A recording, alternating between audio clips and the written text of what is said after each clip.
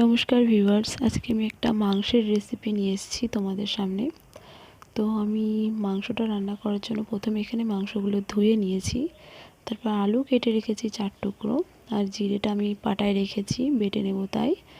আদা রসুন লঙ্কা রেখেছি, এটাও আমি বেটে নিয়েছি। আর তার সাথে আমি দুটো পেঁয়াজ কুচিয়ে রেখেছি আর একটা টমেটো। কড়াইয়ে আমি তেল দিয়ে দিয়েছি গরমের জন্য, আলুগুলো ভাজা করে নেব। আলুগুলো ভাজা কড়াইয়ে দিয়ে দিয়েছি, এতে আমি নুন হলুদ দিয়ে দিলাম।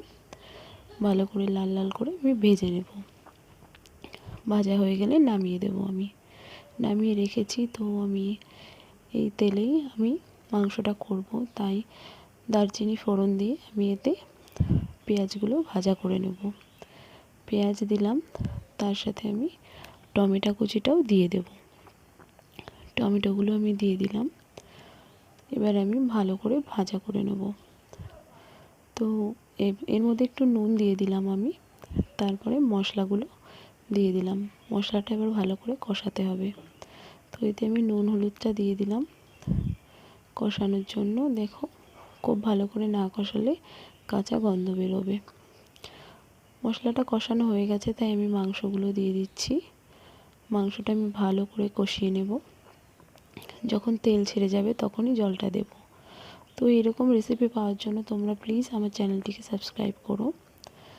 দেখো, মাংসটা ভালোই কষানো হয়ে যাচ্ছে, তেলটা ছেড়ে এসছে আস্তে আস্তে।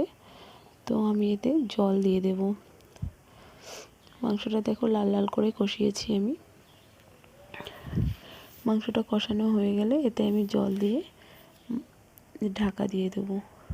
তো মাংসটা প্রায় কষেই এসছে আমার। এবার এতে আমি জল দিয়ে দিলাম। জল দিয়ে এর মধ্যে আমি আলুগুলো দিয়ে দেব। তারপর ঢাকাটা বন্ধ করে দেব। ঢাকাটা দিয়ে দিলাম।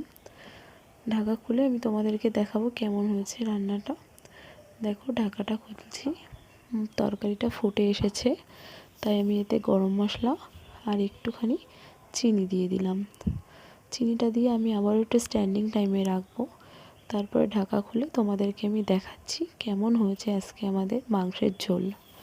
খুবই হালকা পাতলা টেস্টি একটা রান্না হয়েছে। এই ধরনের রান্না অনেকেই পছন্দ করে। তো দেখো, আজকে রান্নাটা আমার কমপ্লিট হয়ে গেছে। খুবই টেস্টি হয়েছে খেতে।